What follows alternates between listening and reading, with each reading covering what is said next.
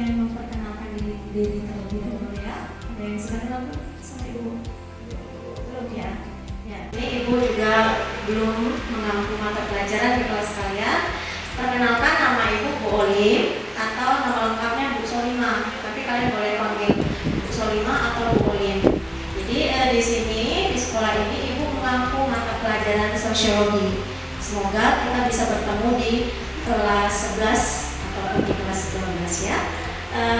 Sebelumnya hari ini Ibu ingin mensosialisasikan mengenai mencintai diri kita sendiri. Jadi sebelumnya agar kita tahu bagaimana cara kita menghargai diri kita sendiri. Penting nggak mencintai diri kita sendiri? Penting ya. Pada dasarnya terkadang orang lebih mementingkan kepentingan orang lain, ya kan? Sampai melupakan diri kita sendiri, sampai lupa menghargai diri kita sendiri. Padahal sebenarnya sebelum kita mencintai orang lain, harusnya kita harus mencintai diri kita sendiri dulu ya. Nah, sebelum memulai sosialisasi hari ini, Ibu hanya meminta waktu sekitar 15 menit sampai 30 menit, jadi tidak lama. Nah, sebelum memulai sosialisasi hari ini, mau bernyanyi enggak? Untuk menunjukkan rasa nasionalisme kita nyanyi dulu ya, bareng-bareng ya. Mau? Ya, silahkan berdiri semuanya. Di sini ada teksnya juga, tapi harapan Ibu kalian memang sudah hafal ya. Ini lagu dari Sabang sampai Merauke. Keluarkan ya suaranya yang fals. Maaf, belum komen.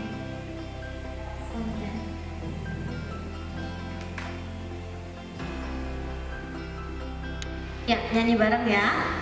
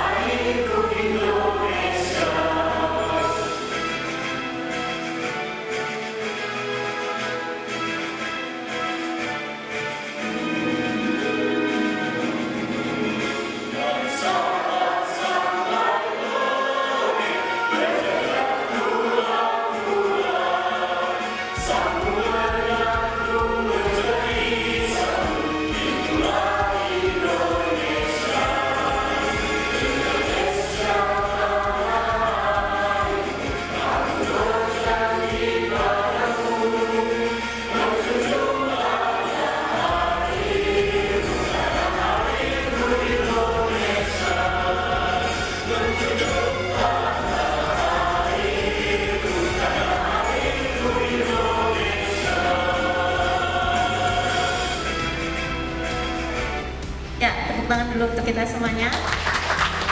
Silakan kembali. Baik, Ibu akan bukakan dulu presentasi kita hari ini. Nah, judul di sini sosialisasinya yaitu tentang top berdamai dengan diri. Damai mulai dari diri. Jadi maksudnya di sini ada bagaimana rasa kita mencintai atau berdamai pada diri kita sendiri, yang pada dasarnya terkadang kita lupa bagaimana cara kita mencintai diri kita, bagaimana kita mengenali diri kita. Terkadang kan selama ini pernah nggak kalian mikir siapa sih aku sebenarnya? Pernah nggak? Pernah ya? Ada yang pernah, ada yang menjawab masih menjawab tidak ya. Nah, jadi kita akan menggali hari ini bagaimana cara kita mengenali diri kita sendiri, terutama pada identitas kita. Kalian punya identitas? Punya. Contoh identitas pada diri kita yang pertama apa? Ya, benar sekali. Nama merupakan identitas utama bagi kita. Maka pada saat kita dilahirkan, yang pertama ditanyakan ketika di rumah sakit yaitu nama ya. dikasih nama apa Pak, Bu, anaknya. Karena ini merupakan identitas utama pada diri kita sendiri. Kemudian di sini pertanyaan pertama, pernahkah Anda merasa malu, tidak percaya diri terhadap identitas diri Anda, sehingga Anda perlu menyembunyikan identitas tersebut agar tidak diketahui orang lain? Pernah nggak kalian merasa malu terhadap identitas kalian? Tidak ya? Alhamdulillah, berarti kalian sudah mempercayai diri kalian sendiri untuk ditampilkan ke publik atau ke masyarakat ya, atau dipandang oleh orang lain. Jadi terkadang ada di sinetron, pernah nonton film Korea judulnya The Street of Angel kalau nggak salah, atau Beauty apa begitu, yang nama pemerannya itu apa ya? Ibu lupa nama pemerannya. Nama pemeran laki-lakinya Suho sama siapa Pak? Suho sama siapa? Ya?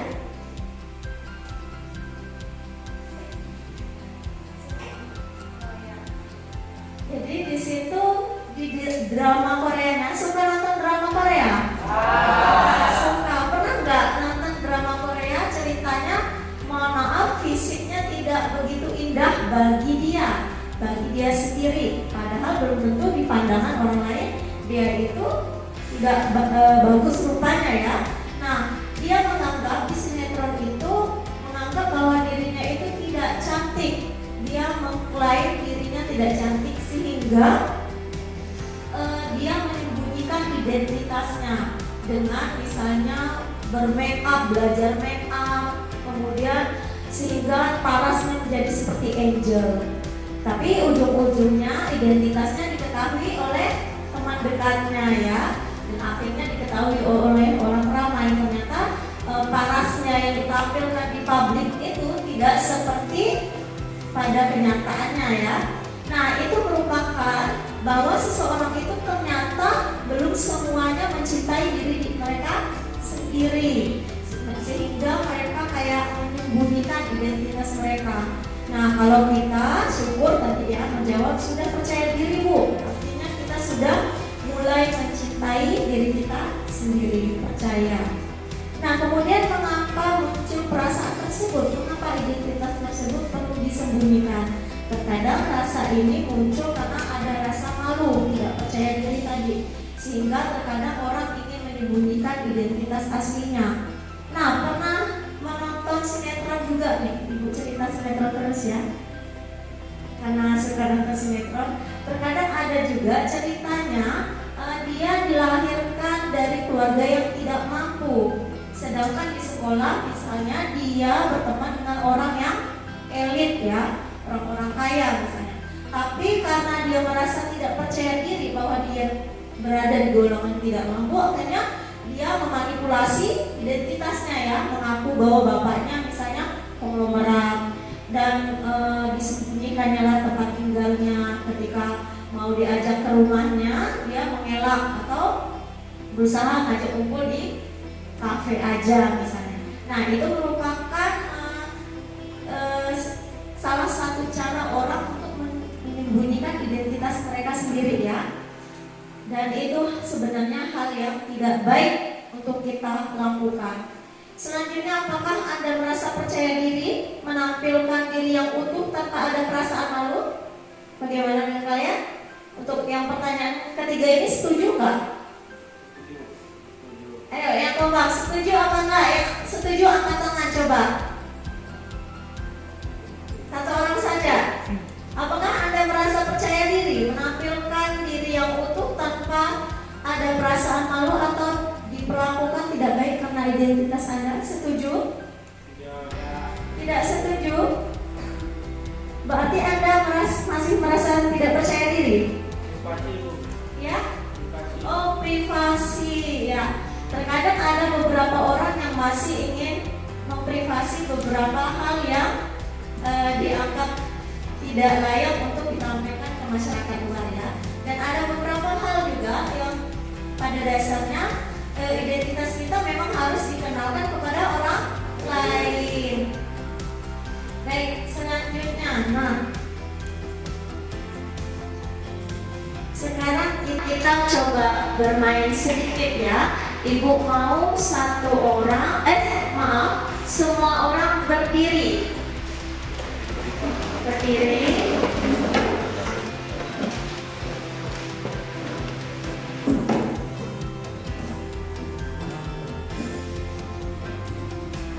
Ya, aturan mainnya di sini ada 5 pertanyaan.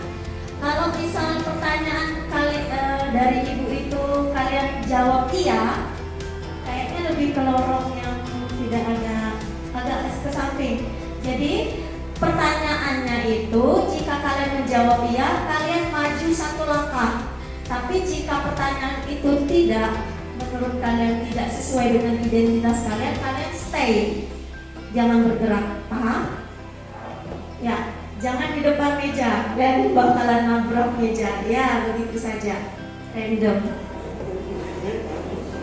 Di sini kosong, mungkin diisi sebelah sini, masnya di sini. Nah, masnya di sini. Ya, biar terisi. Sudah ya? Sekarang pertanyaan pertama. Yang suka bermain games? Jika ya, maju 1 langkah. Yang kompak di posisi awal dulu. Ibu dalam hitungan ketiga semuanya maju yang merasa ya. 1, 2, 3. Ya, ada beberapa yang stay di tempat, berarti tidak suka bermain games.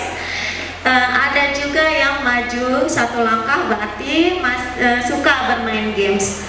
Pertanyaan kedua, apakah kalian punya akun TikTok? Ya, sabar dulu ya Mas, kita hitung lagi. 1, 2, 3. Silakan maju 1 langkah. Wow, yang ini punya nggak? Punya. Ya, kalau punya jujur maju 1 langkah. Jadi ibu perhatikan semuanya ya. Semuanya nggak? Oh, yang Masnya nggak ya?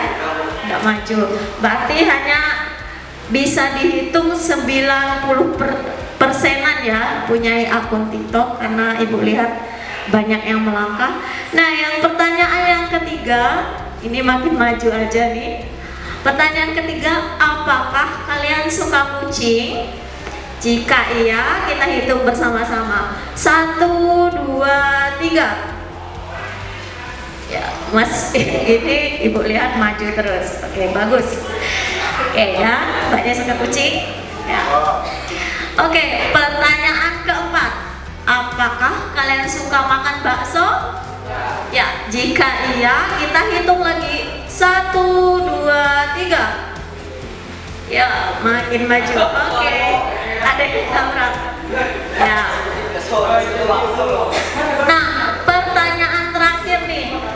Pertanyaan terakhir, apakah kalian suka membawa bekal makanan di sekolah? Jika iya, yang merasa iya, ibu hitung dalam 3 hitungan, maju ke depan. 1, 2, 3. Oke, tidak ada semuanya.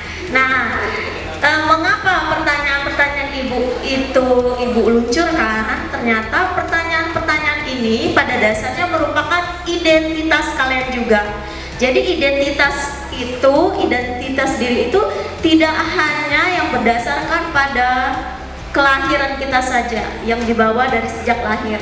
Ternyata identitas diri itu bisa kita ubah juga ya. Identitas kita yang berasal dari dalam diri kita sejak lahir, misalnya dari nama ya, yang pertama. Kemudian agama bisa agama itu kita dapatkan dari sejak lahir. Kemudian suku, punya suku? Punya.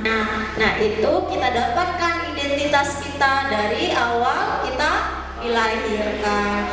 Nah, adapun identitas diri kita itu yang bisa kita ubah adalah hal-hal yang seperti ini nih.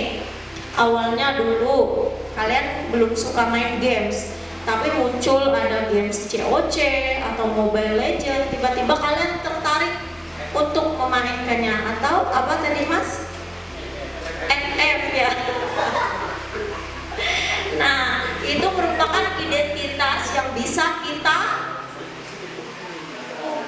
ubah, benar sekali. Kemudian yang awalnya dulu belum punya akun TikTok kan? Belum kan? Nah, setelah viral akun TikTok, misalnya kalian mencoba untuk menginstal, kemudian kalian coba untuk berfoto ria di situ, kemudian kalian mencoba untuk membuat video lucu misalnya. Nah, itu merupakan identitas diri kalian yang bisa kalian ubah. Paham? Nah, kalau paham, silakan kalian duduk kembali.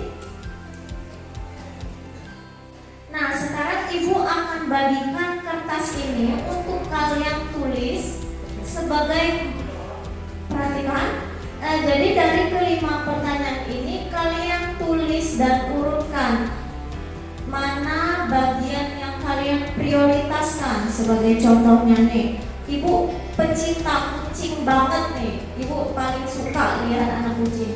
Jadi Ibu prioritaskan pertanyaannya, Ibu urutkan yang paling pertama adalah saya suka kucing, nomor 1. Nah, yang kedua misalnya Ibu paling suka main games Hay Day, tapi udah kuno gamenya. Nah, misalnya Ibu suka main games Hay Day misalnya. Nah, Ibu urutkan bermain games itu dalam urutan kedua. Saya suka bermain games Hay Day. Jadi kalian tulis games apa yang sering kalian mainkan. Kemudian yang ketiga misalnya Ibu suka banget sama bakso, apalagi kalau hujan-hujannya paling enak makan bakso. Jadi urutan ketiganya adalah Ibu urutkan yang makan bakso. Saya paling suka makan bakso. Yang keempat misalnya, ya walaupun Ibu misalnya tak punya akun TikTok, jadi urutan keempat saya tidak punya akun TikTok. Yang kelima baru terakhir, Ibu perhatikan semuanya juga tidak menjawab. Saya tidak pernah membawa bekal makanan di sekolah. Nah, jadi harapan Ibu kalian bisa urutkan yang mana dari 5 pertanyaan itu yang paling diprioritaskan ya, sampai padahal pertanyaan yang tidak kalian sukai. Contohnya di bagian nomor 5. Oke, Ibu bagikan dulu ya kertasnya ya.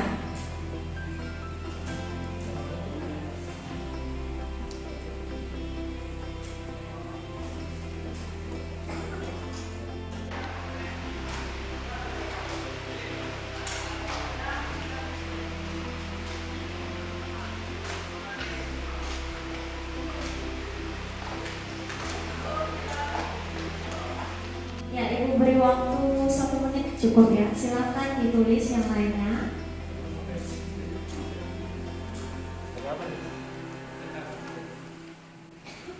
Baik, sudah semuanya? Ya, sudah. Nah, sekarang ini nih, setiap orang punya banyak identitas. Jadi identitas pada diri kita itu tidak cukup satu ya, pasti banyak sekali. Yang pertama kita perhatikan, mungkin kita punya kesamaan identitas suku dengan seseorang, tetapi berbeda identitas agama dengan orang tersebut. Terkadang kan suku kita sama nih sama teman kita, tapi belum tentu agamanya juga sama. Sekarang Ibu mau tanya dulu identitas yang dibawa dari sejak lahir. Dari pertanyaan agama ya. Di sini ada yang beragama Islam. Silakan angkat tangannya. Ada 1, 2, 3, 4, 5, 6, 7, 8, 9.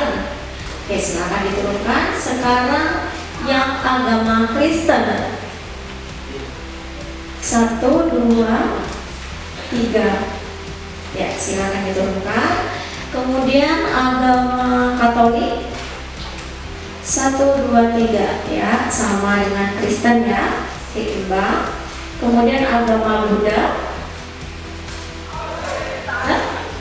Buddha ada nggak di sini? Nggak ada ya. Hindu. Oh, ada 1. Yang terakhir Konghucu.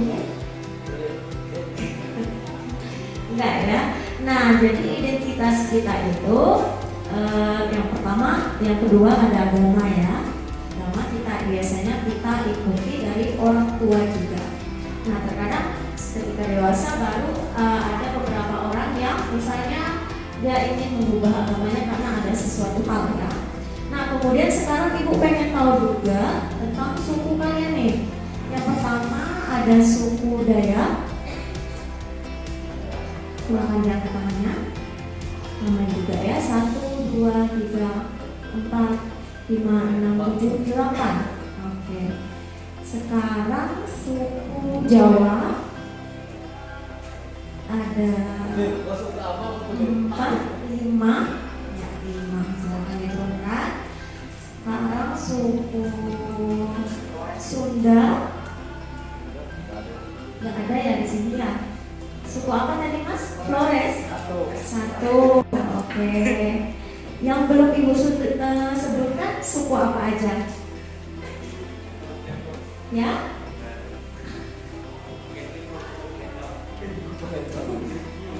Ya, sisanya di luar dari yang Ibu sebutkan itu ya.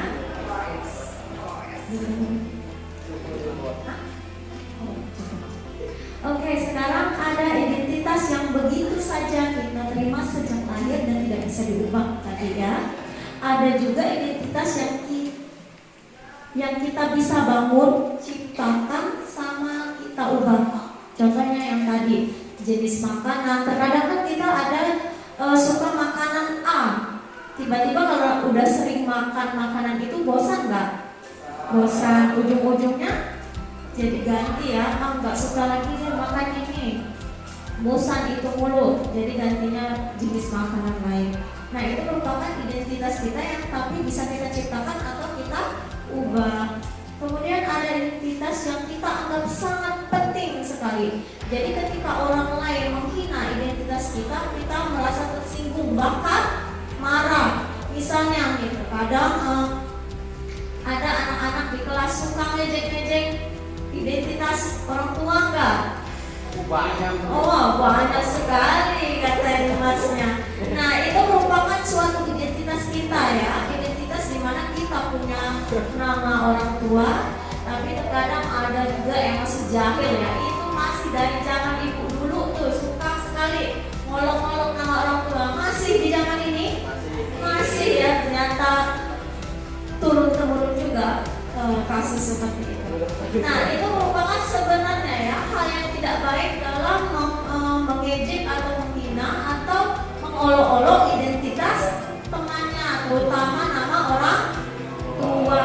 Kadang kesel juga kan, kadang balas juga seperti itu. Nah itu merupakan identitas kita ya, kita anggap sangat penting.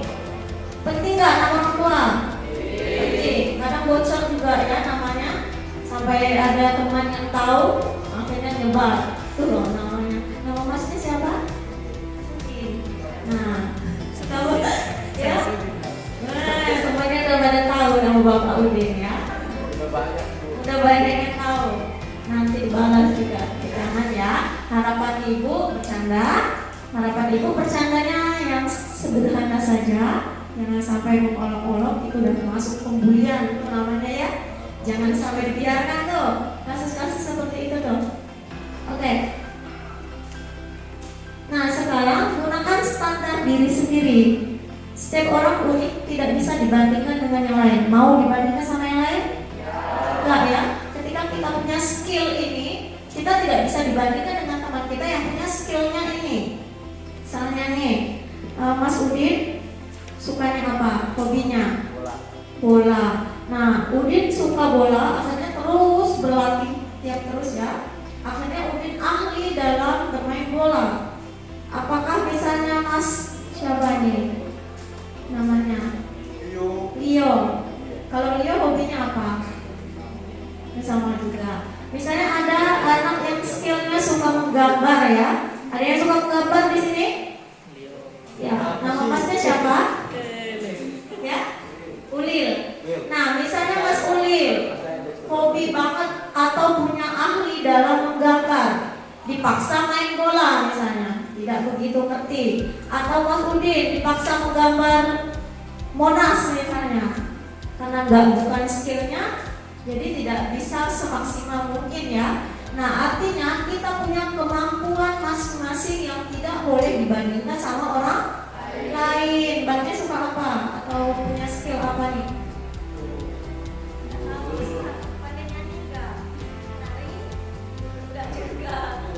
Nanti silakan digali skill kita masing-masing ya. Karena pada dasarnya biasanya setiap anak punya kemampuan masing-masing ya. Dan itu kalian boleh gali sendiri, sebenarnya kemampuan saya itu apa sih sebenarnya?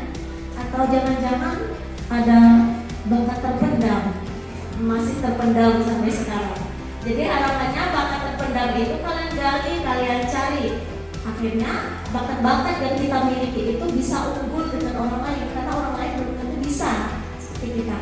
Nah kan ada beberapa anak yang ahli dalam menghitung, ada anak yang ahli dalam membaca, ada anak yang ahli dalam bidang kinestetik atau gerakan tubuh, menari misalnya. Kalau ibu disuruh nari ya kaku, nggak bisa.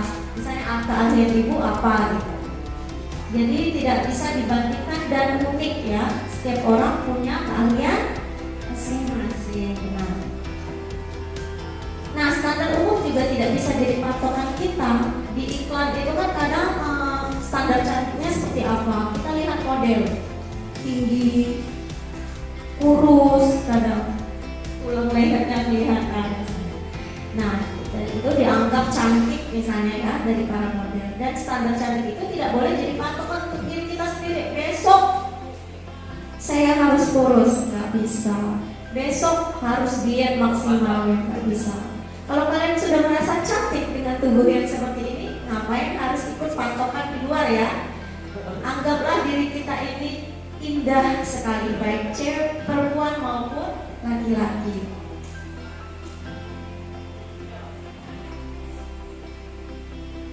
Nah, di sini ada latihan mencintai diri kita sendiri. Kemudian, jadi kita tuh harus bersyukur sama tubuh kita sendiri. Jangan sampai terkadang ada nggak anak yang suka nggak enakan sama orang lain. Ada misalnya kita lagi capek, teman tiba-tiba, ayolah ke kantin, maksa, merasa nggak enakan, akhirnya ngikut ya. Nah, pada dasarnya kalau kita mencintai diri kita sendiri, jangan malu untuk mengatakan tidak. Kalau kalian lagi lelah, ngapain harus memaksakan diri ya? Jika kalian tidak sanggup, misalnya lagi capek banget, jangan merasa gak enakan sama orang lain. Kita ikut-ikutan, ya udah deh, temanin aja. Nah, pada dasarnya latihan mencintai diri kita sendiri itu dengan cara seperti itu dulu. Hargai diri kita sendiri dulu. Ketika kita lagi memang malas gerak atau kita memang lagi capek, tolak secara baik-baik ya. Jangan, oh kamu nih maksa terus, jangan. Bilang aja dengan cara yang baik atau cara yang halus. Misalnya saya lagi capek, tadi habis olahraga, istirahat dulu, mungkin nanti bisa ditemani kapan-kapan. Cara menolongnya juga. Kemudian yang terakhir, yuk buat tindakan konkret. Jadi ucapkan terima kasih dan penghargaan terhadap diri kita sendiri. Kadang kita sendiri lagi bengong mau ngapain, ucapkan terima kasih pada tubuh. Terima kasih sudah kuat selama ini, mampu belajar full day, siang-siang sampai sore pulang, kehujanan, besoknya masih sehat untuk berangkat ke sekolah lagi. Ucapkan pada tubuh kita sendiri. Kemudian ini mengucapkan terima kasih dan penghargaan pada orang terdekat. Punya orang terdekat? Punya siapa? Siapa buat? Orang tua ya. Atau kadang yang anak cewek atau cowok punya saudara dekat atau beda selisih beberapa tahun tuh kadang dekat sekali ya, kadang curhat sama saudara sendiri. Atau punya teman dekat yang baik, ketika cerita gak bocor ceritanya, gak ember, dan ketawa banyak. Jangan sampai punya teman ember, nanti cerita kalian akan kemana-mana ya. Nah, ucapkan terima kasih pada orang-orang terdekat kita. Oke, yang terakhir, kertas yang ibu berikan itu harapan ibu nanti keluar, punya pulpen tuh, tulis nanti di kertas tersebut biodata kalian secara sederhana. Misalnya siapa aku, nah misalnya tulis aja nama saya, namanya siapa mbak? Selfie. Nah nama Selfie, kesukaan misalnya makan jengkol, kesukaan makanan lainnya sambal pete terasi, nah, seperti itu. Hobi misalnya ngerumpi, seperti itu ya. Nanti tolong ditulis, dikumpulkan ya. Jam pulang silakan dikumpulkan di kantor sini, paham? Oke, mungkin ini saja sosialisasi kita tentang mencintai diri kita sendiri, memahami diri kita sendiri. Ibu akhiri, assalamualaikum warahmatullahi wabarakatuh.